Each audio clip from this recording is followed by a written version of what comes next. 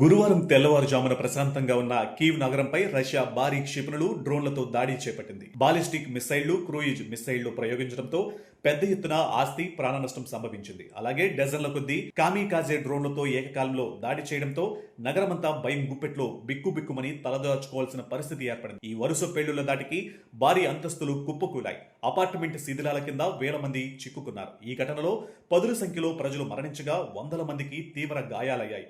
గాయపడిన వారిలో చిన్నారులు కూడా ఉండడంతో తీవ్ర విషాదం నెలకొంది. అత్యవసర సేవలు అందించే టీం రంగంలోకి దిగింది. శిథిలాల కింద చిక్కుకున్న వారిని బయటకు తీసేందుకు, గాయపడిన వారిని రక్షించేందుకు ప్రయత్నిస్తున్నాయి. దాడులకు కొద్ది గంటల ముందే అధ్యక్షుడు వొలిడిమిర్ జెలెన్స్కీ దేశ ప్రజలను అప్రమత్తం చేశారు. రష్యా భారీ దాడికి సిద్ధమవుతుందని తమ నిఘా సంస్థలు సమాచారం ఇచ్చాయని వెల్లడించారు. ప్రజలు తప్పనిసరిగా ఎయిర్ రైడ్ సైరన్లు మ్రోగగానే అప్రమత్తం అవ్వాలన్నారు. సైరన్ మ్రోగిన వెంటనే బంకర్లు లేదా మెట్రో స్టేషన్లలో ఆశ్రయం పొందాలని సూచించారు. దీంతో వేలాది మంది కుటుంబాలతో కలిసి రాత్రంతా మెట్రో స్టేషన్లలోనే గడిపారు. ఇదిలా ఉండగా రష్యా అధ్యక్షుడు వ్లాదిమిర్ పుతిన్ కీవ్ను స్వాధీనం చేసుకోవాలనే లక్ష్యంతో ఇలాంటి దాడులకు పాల్పడినట్లు ఉక్రెయిన్ భావిస్తుంది. అందుకు రష్యా ప్రణాళికలు సిద్ధం చేస్తున్నట్లు ఉక్రెయిన్ సైన్యాధిపతి ఒలెక్సాండర్ సిరిస్కీ వెల్లడించారు.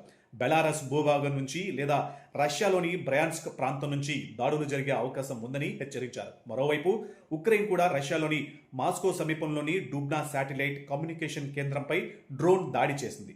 రష్యా సైన్యానికి నిఘా సమాచారాన్ని అందించే కీలక కేంద్రాన్ని లక్ష్యంగా చేసుకుని అటాక్ చేసినట్లు జెలెన్స్కీ ప్రకటించారు. గత 4 ఏళ్లుగా కొనసాగుతున్న రష్యా ఉక్రెయిన్ యుద్ధం ఇప్పటికీ ముగింపు దశకు చేరే సూచనలు కనిపించడం లేదు. శాంతి చర్చలకు సిద్ధంగా ఉన్నామని ఉక్రెయిన్ ప్రకటిస్తున్నప్పటికీ రష్యా అధ్యక్షుడు పుతిన్ మాత్రం యుద్ధాన్నే కొనసాగించాలని చూస్తున్నారని జెలెన్స్కీ ఆరోపించారు. ఇదే సమయంలో అమెరికాకు చెందిన CSIS అధ్యయనం ప్రకారం ఈ యుద్ధంలో ఇరు దేశాలు కలిపి 20 లక్షలకు పైగా సైనికులను నష్టపోయినట్లు వెల్లడించింది. యూరోప్లో 2వ ప్రపంచ యుద్ధం తర్వాత అత్యంత ప్రాణ నష్టం కలిగించిన యుద్ధంగా దీనిని పరిగణిస్తున్నారు. రష్యా ఉక్రెయిన్ ఘర్షణ కొనసాగుతూ ఉండడంతో అంతర్జాతీయ మార్కెట్పై తీవ్ర ఆందోళన మొదలైంది. చమురు శుద్ధి కర్మాగారాలే లక్ష్యంగా ఉక్రెయిన్ దాడులు చేయడంతో ప్రతిదాడిగా రష్యా అటాక్ చేసిందన్న వార్తలు తెరపైకి వస్తున్నాయి. ఉక్రెయిన్ రష్యాపై ప్రతిరోజు వందల డ్రోన్లతో దాడులు చేయడం మూలంగానే రష్యా ప్రతిస్పందించిందని నిపుణులు అభిప్రాయపడుతున్నారు. ఇక ఈ యుద్ధంతో రష్యాకు కొంత నష్టం జరిగింది. డ్రోన్లు, క్షిపణులు, విడిభాగాలు తయారు చేసే కర్మాగారాలు పాక్షికంగా ధ్వంసమయ్యాయి. సైనిక ఇంధన స్థావరాలే లక్ష్యంగా ఉక్రెయిన్ దాడికి పాల్పడింది. దీంతో మాస్కోలో బ్లాక్ రెయిన్ కురిసినట్లు సమాచారం. ఈ నేపథ్యంలోనే ఇంధన కొరత ఏర్పడినట్లు అభిప్రాయపడుతున్నారు. నిపుణులు ప్రస్తుతం రష్యాలోని పలు ప్రాంతాలలో పెట్రోల్ బంకుల వద్ద ప్రజలు పెద్ద ఎత్తున బారులు తీరారు. దీంతో ఇంధన ధరలు పెరిగాయి.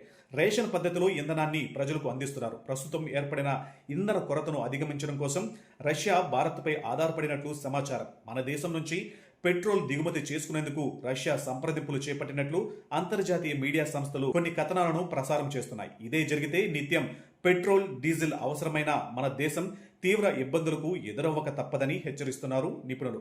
నిన్న మొన్నటి వరకు ఇంధన కొరతను ఎదుర్కొన్న భారత్ నేడు రష్యాకు ఇంధనాన్ని ఎగుమతి చేసేంత సామర్థ్యాన్ని కలిగి ఉందా లేదా అన్నది ప్రభుత్వం ఒకసారి పరిశీలించుకోవాలి.